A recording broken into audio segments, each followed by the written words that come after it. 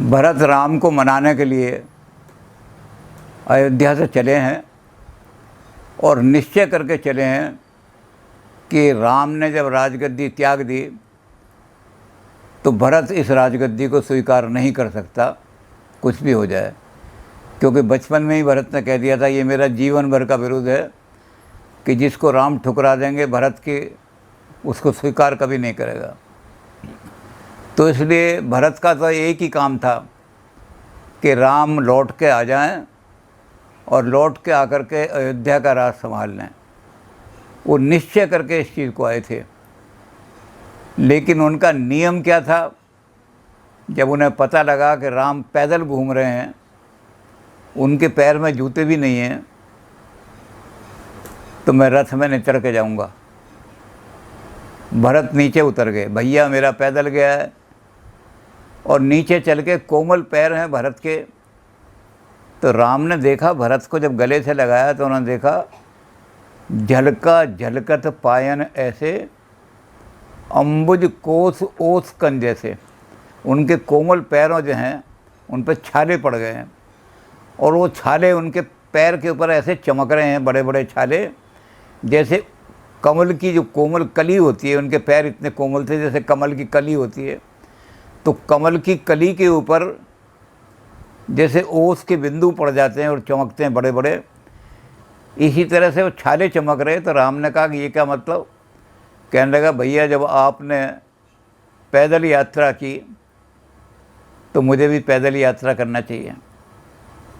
मैं कैसे कर सकता हूँ कि मेरा बड़ा भाई पैदल चल रहा हो और मैं जूते पहन करके या खड़ाऊँ पहन करके जाऊँ। तो राम ने कहा भैया तुम तो पैदल चल लोगे, कोई बात नहीं, नियम बना लिया है, लेकिन ये अयोध्या की जनता आई है, माताएं आई हैं इनके साथ सारी की सारी, वो उन सारियों को भी रथ छोड़ करके पैदल चलना पड़ेगा। इसलिए समाज का नियम देखो, समाज की हित देखो, अपना सिर्फ व्यक्तिगत नियम न देखो। आदमी को अपने व्यक्तिगत नियम त्याग देने चाहिए समाज के कल्याण में। तो तुमने जो व्यक्तिगत नियम लिया है कि भैया मेरा पैदल गया है तो मैं भी पैदल चलूँगा, इस नियम को त्याग दो। किस लिए कि अगर तुम पैदल चले तो सब रथ में से उतर के पैदल चलने लगेंगे और सबके पैरों की ऐसी हालत हो जाएगी, बहुत सारे मर भी जाएंगे रास्ते में। तो राम ने उनको लोक धर्म सिखाया कि व्यक्तिगत धर्म के कोई माने नहीं है, लोक धर्म प्रधान होता है। तो भरत जो थे उन्होंने कहा भैया अब मैं चलो, आपने कह दिया तो अब आप रथ में चढ़ के जाऊँगा। लेकिन राम ने दशा देखी कि भरत मेरे लिए कितना बलिदान दे सकता है, कितना त्याग कर सकता है। राम जाके भगवान भरत जो थे उनके चरणों में लेट गए। बहुत दिन, कई दिन वहाँ रुके। गुरु वशिष्ठ भी राम को समझाने लगे कि राम अयोध्या का राज खाली पड़ा है, और जब राज खाली पड़ा होता है तो शत्रु आकर के उसको लूट लेते हैं। तो इसलिए उस राज पर कोई ना कोई सिंहासन पर बैठना चाहिए। और भरत ने बिल्कुल प्रतिज्ञा कर ली है, इसलिए अब तुम ही चलो वापस। राम कहने लगे गुरु महाराज आप अगर ऐसी बात कह रहे हो कि पिता का जो वचन था उस पिता के वचन को टाल दूं तो मेरे पिता की बदनामी हो जाएगी। मेरे पिता ने तो अपना कुल की रीति रखी है कि प्राण जाए पर वचन ना जाए। तो राम ने गुरु जी की बात नहीं मानी, सारी की सारी है कि मैं नहीं मानूंगा। तो कहने लगे फिर क्या करें। उन्होंने कहा जैसे मैं पिता के वचन का पालन कर रहा हूँ बिल्कुल निष्ठापूर्वक, ऐसे ही भरत को चाहिए कि पिता के वचन का पालन करें।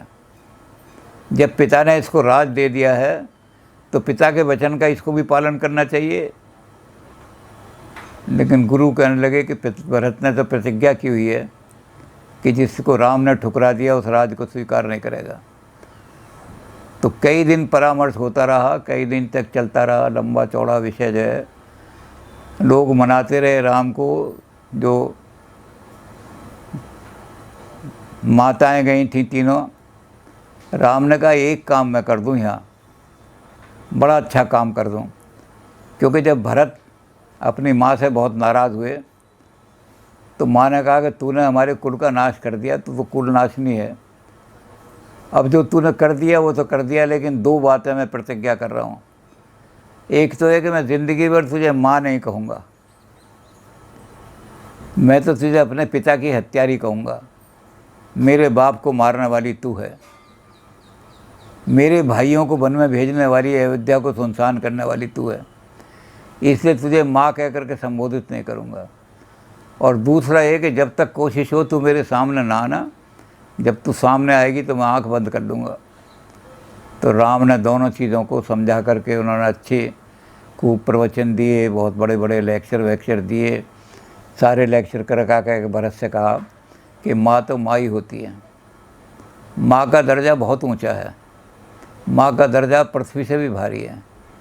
माता गुरुतरा भूमि है, इस भूमि से भी भारी गुरु अगर कोई है तो माता है।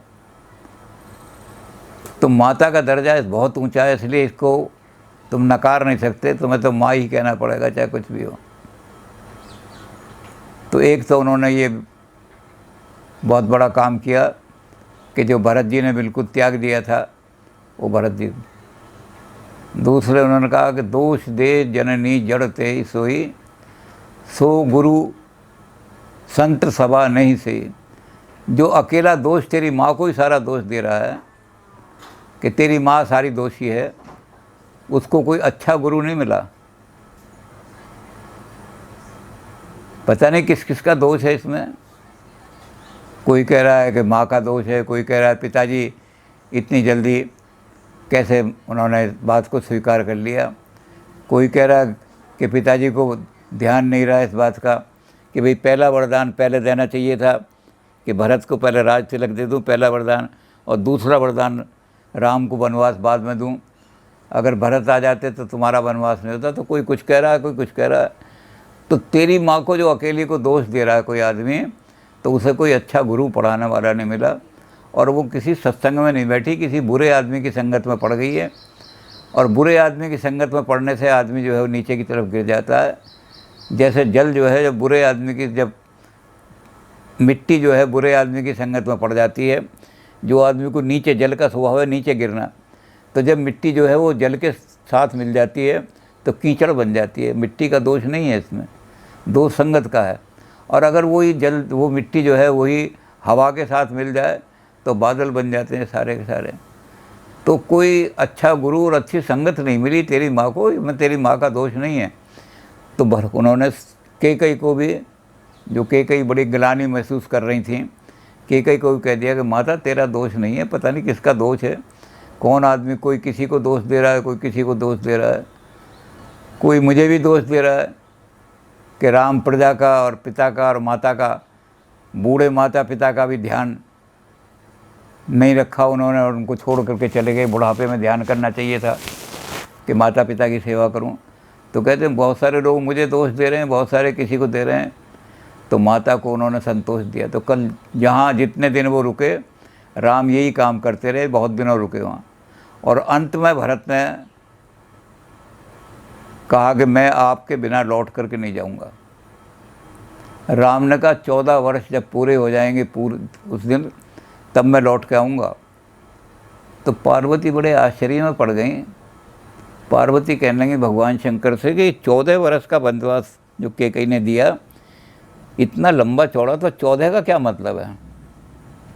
14 वर्ष का वनवास क्यों दिया?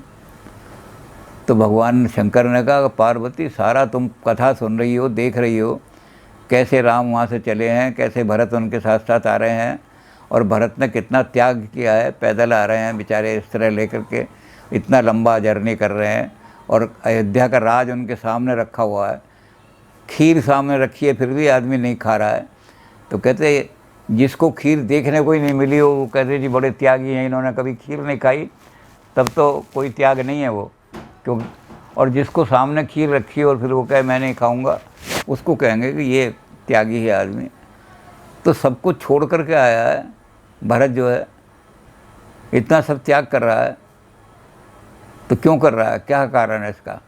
पार्वती कहने लगी बताओ 14 साल तक भरत ऐसे रहेंगे राम के वियोग में, और राम जंगल में घूमते रहेंगे।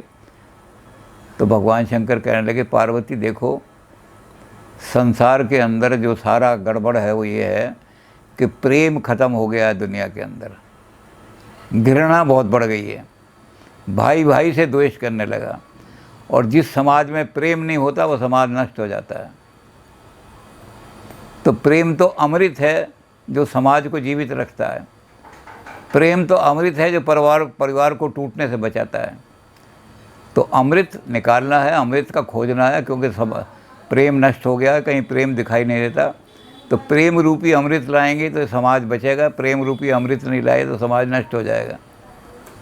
तो अमृत कहाँ से लाएंगे?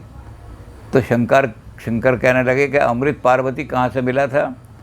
समुद्र का मंथन किया था देवताओं ने और राक्षसों ने मिलके, और समुद्र का मंथन करके उसमें से अमृत निकाला था। कह लें हाँ ये तो कहानी तो है, लेकिन कहते पार्वती अब किसमें समुद्र कौन सा है जिसमें प्रेम मिलेगा?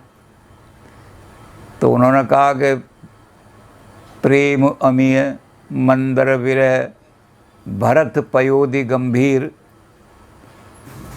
कौन सा समुद्र है जिसके अंदर प्रेम छुपा हुआ है?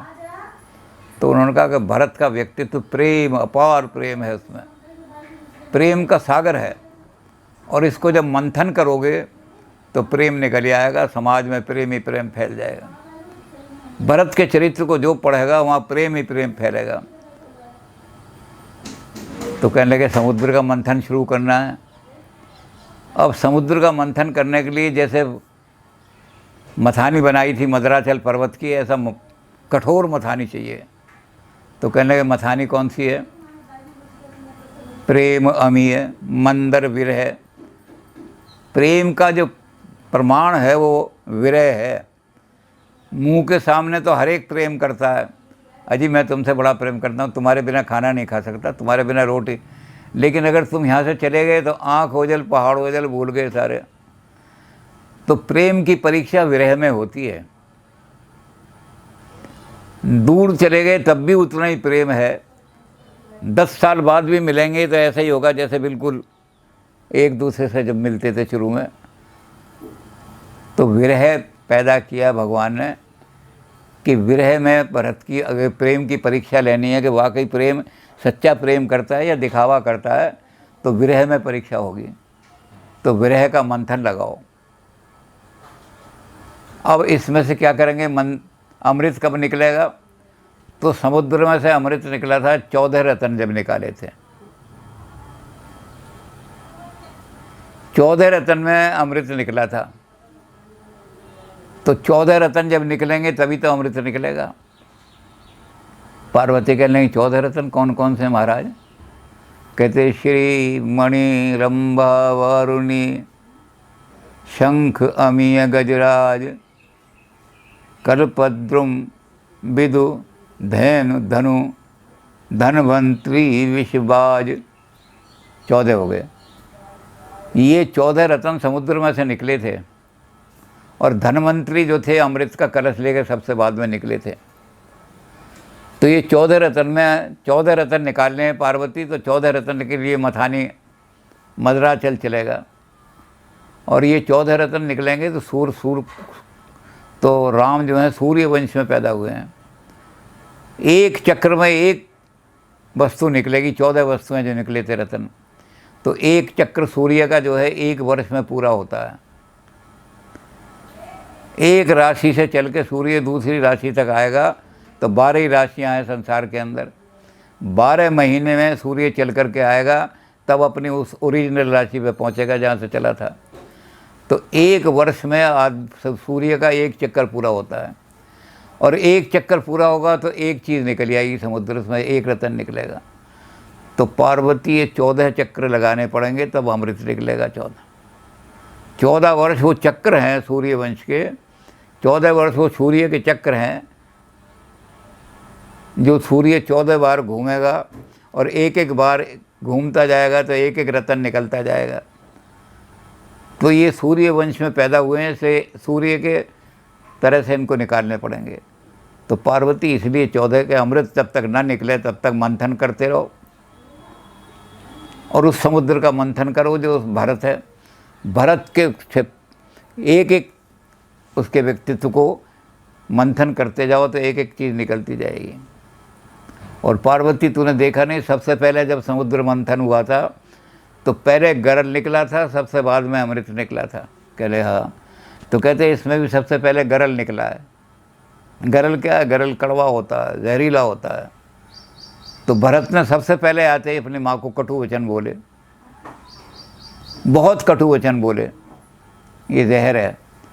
तो पहला जो निकल रहा है वो जहर निकल रहा है, इसका मतलब अब अमृत भी अंत में निकलेगा ज़रूर।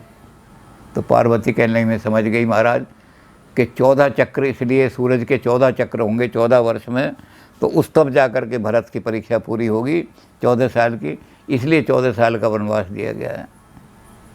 तो कहने लगे इसलिए भगवान राम जो है वो कहते हैं जब तक मैं पूरी तरह से मंथन ना कर लूँ, तो प्रेम अमीय मंदर विरह भरत पयोधि गंभीर, और मथ काढ़ो सुर संत हित कृपा सिंधु रघुवीर।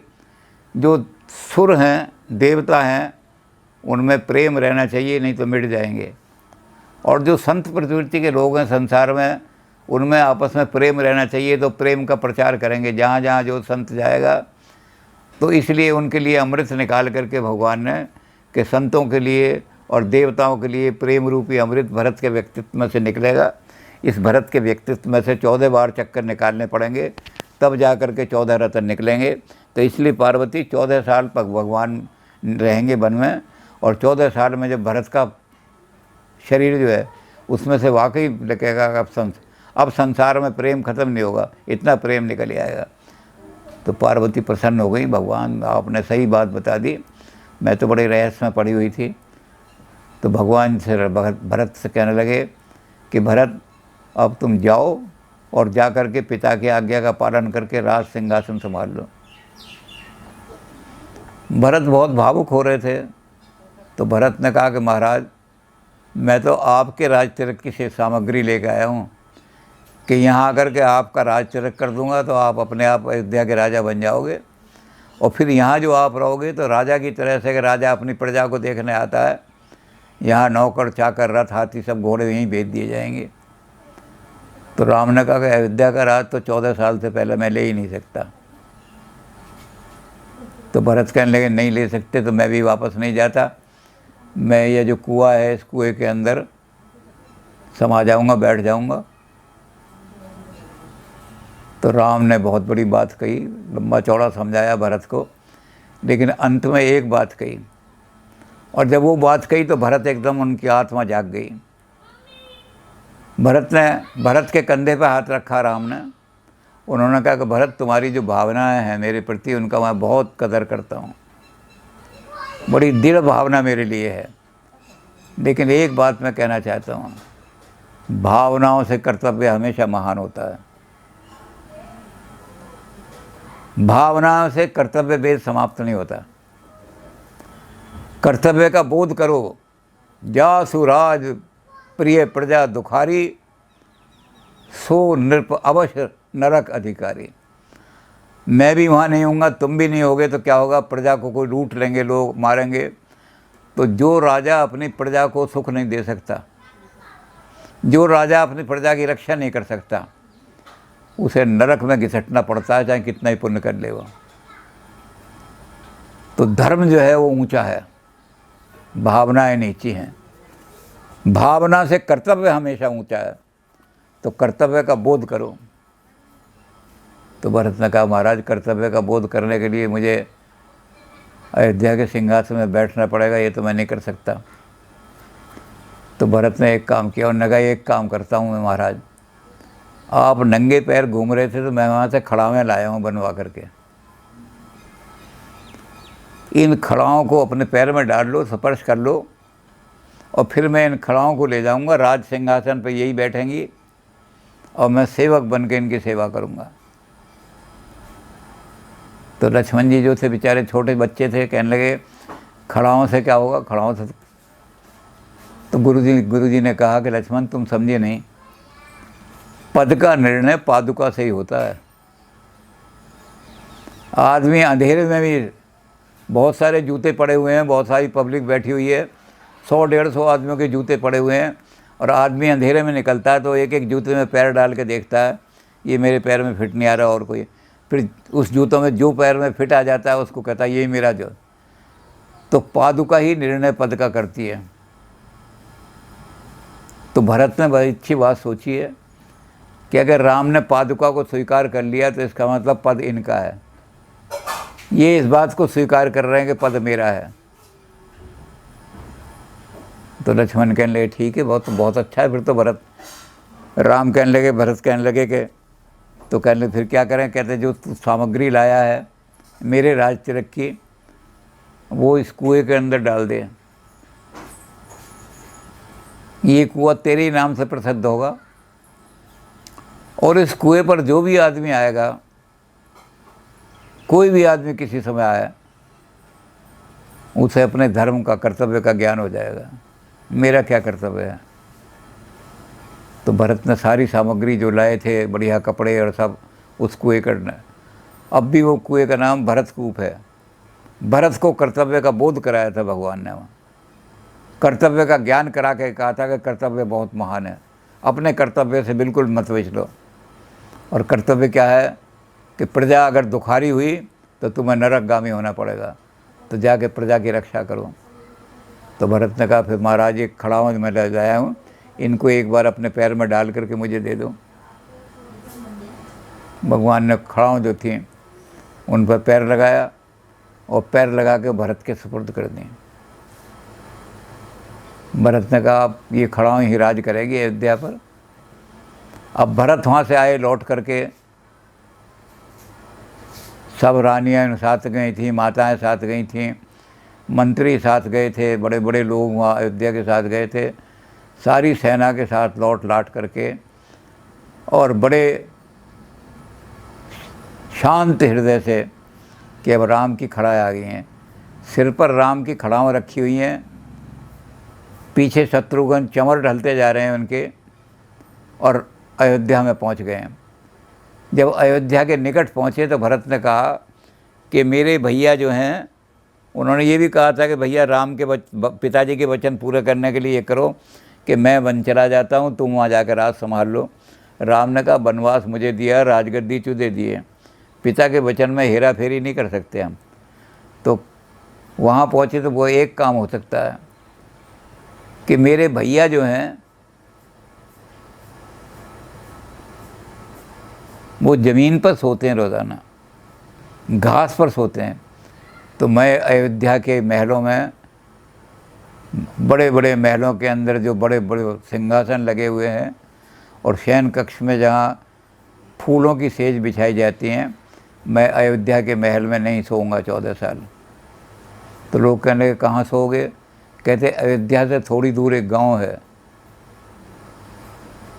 वहाँ जा कर के मैं पहुँचूँगा। और उस गांव में जा कर के भरत पहुँच गए अयोध्या के पास जो थे, और वहाँ जा कर के फिर उन्होंने कहा कि मेरे भैया पृथ्वी पर सो रहे हैं, तो मैं अपने भैया की बराबरी कैसे करूं। तो 1.25 हाथ यानी 3 फुट से ज़्यादा ज़मीन खुदवाई, और ज़मीन खुदवा करके उसके अंदर घास बिछाई। घास बिछा करके उनका कंदमूल खाऊंगा 14 साल में, राजसी भोजन नहीं करूंगा। तो भरत ने वहाँ कर दिया कि मेरे लिए केवल कंदमूल आएंगे, केला खा लूँगा, फल खा लूँगा, राजसी भोजन नहीं करूँगा। तो भरत जो थे वहाँ नंदी गांव में, भरत ने अपना सिंहासन लगाया। 14 साल अयोध्या में नहीं घुसे भरत। जब राम अयोध्या में घुसेंगे तभी मैं अयोध्या में घुसूँगा। 14 साल नंदी ग्राम में ज़मीन के नीचे 3 फुट का गड्ढा खुदवा करके, और उसके अंदर घास बिछा करके। तो राम को जब ये सपने में आया तो राम भरत का नाम लेकर के कहने लगे भरत तेरे जैसा भाई होना हुआ न भुवन भरत सम भाई। इस दुनिया के अंदर भाई के शब्द को सार्थक बनाने वाला एक ही है, वो है भरत। भाई भाई के लिए कितना बलिदान दे रहा है। तो राम ने क्या किया, उसी दिन से भरत की क्षेम के लिए, भरत की रक्षा के लिए कुशल क्षेम के लिए जपना शुरू कर दिया भरत का नाम। भरत सरिस को राम स्नेही, जग जपै राम राम जपै जेही। भरत जैसा प्रिय कोई चीज़ दुनिया में राम को नहीं है। राम दुनिया का नाम, राम का नाम जपती है, और राम उस त्यागी भरत का, भरत जैसा त्याग दुनिया में कहीं नहीं मिलेगा, किसी हिस्ट्री में नहीं मिलेगी। तो राम कहते हैं भरत धन्य है तू। राम भरत का नाम जप रहे हैं और भरत दुनिया राम का नाम जप रही है। पर भरत ने प्रतिज्ञा कर ली कि ये खड़ाओं अयोध्या के सिंहासन पर रहेंगी, और इन खड़ाओं से ही आज्ञा लेकर के, इनका पूजन करके मैं एक मंत्री के रूप में, सेवक के रूप में अयोध्या का राज भोगूंगा।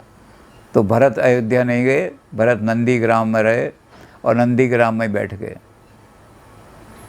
अब ये भरत का जो चरित्र है, इतना निर्मल चरित्र, इतना उज्ज्वल चरित्र दुनिया में नहीं मिलेगा, इतना बलिदान।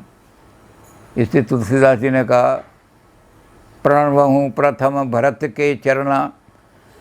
सबसे पहले मैं अगर दुनिया में वंदना करूँगा तो भरत के चरणों की करूँगा, क्योंकि जा सुने में व्रत जाए न वरना। जितने कठोर व्रत उसने लिए, प्रतिज्ञाएं की कि राम 14 साल अयोध्या में नहीं घुसेंगे तो मैं भी 14 साल अयोध्या में नहीं घुसूँगा। राम अगर ज़मीन पे सोएंगे तो मैं पलंग पर नहीं सोऊंगा, ज़मीन पे सोऊंगा। और ज़मीन भी क्या होगी, राम के बराबरी मैं नहीं कर सकता, तो वो ज़मीन भी। तो इसलिए तुलसीदास जी ने कहा, जासु नेम व्रत जाए न वरना। भरत जैसा प्रतिज्ञा, भरत जैसा त्याग, इसका वर्णन करना भी मुश्किल है। तो भरत ने वो बिठा दी वहाँ पर खड़ा हो, और खुद नंदीग्राम में जा कर के बैठ गए। बड़े बड़े सेवक वहाँ गए, भरत ने कहा सबको मना कर दिया। भरत ने कहा कि मैं तो वो उस तरह का जीवन व्यतीत करूँगा जैसा मेरा भैया वन में व्यतीत कर रहा है। अब राम को चिंता हो गई।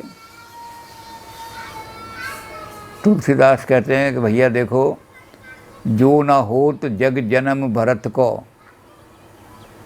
अगर दुनिया में भरत का जन्म ना होता तो संसार के अंदर धर्म का क्षेत्र उठाने वाला, अधर्म ही अधर्म फैल जाता। धर्म की रक्षा करने वाला दुनिया में कोई नहीं रहता। भरत ने धर्म का पालन किया कि राज सिंहासन राम का है, इस पर राम की खड़ाओं ही राज करेंगी, और मैं तो उसका एक रक्षक बन कर रहूँगा। तो उन्होंने कहा कि धर्म की मर्यादा रखने वाला भरत, और राम मेरा भैया जो है वो जिसको वन भेजा है मेरी माँ ने, जब तक वो पृथ्वी पर भूमि पर सोएगा मैं भी भूमि पर ही सोऊंगा, मैं भी घास बिछा करके सोऊंगा, पलंग पर नहीं सोऊंगा। तो धर्म की ध्वजा की रक्षा करने वाले भरत हैं। तो इसलिए तुलसीदास जी ने कहा, भरत चरित कर नेम तुलसी जो सादर सुने। जो आदमी इस भरत के सारे, क्योंकि बहुत लंबा है भरत का चरित्र, सारा अयोध्या कांड आधे से ज़्यादा है भरत के चरित्र से भरा हुआ है। एक एक भरत के एक एक गुण का विश्लेषण इसमें किया गया है कि भरत ने कितना अपने ऊपर प्रतिबंध लगा करके, और आपने ये नहीं सोचा कि मुझे राज मिला है, राज लो, धर्म का पालन किया कि धर्म के हिसाब से राजा राम ही बन सकते हैं। और उस धर्म के हिसाब से पालन करते हुए भरत जो थे 14 साल उन्होंने ऐसे ही काटे। पर राम से एक प्रतिज्ञा करा रही कि राम जिस दिन 14 साल हो जाएंगे मैं गिनता रहूँगा हिसाब। अगर 14 साल के बाद आप अयोध्या नहीं आए तो जिस दिन 14 साल पूरे होंगे उस दिन मैं चिता बना करके उसमें कूद जाऊँगा, आत्मसात हो जाऊँगा।